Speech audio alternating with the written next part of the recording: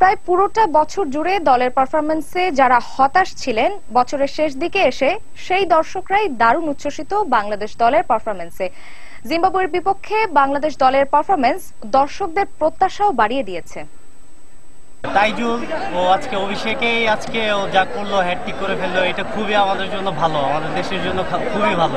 আজকের যে খেলাটা খেলছে এইটা আমরা আগামী দিনে যে ওয়ার্ল্ড কাপ আসছে, অস্ট্রেলিয়া ওয়ার্ল্ড কাপে আমরা দেখাই দেবো।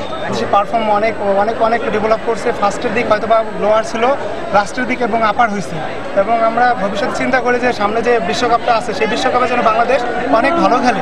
অনেক ভালো লেগেছে।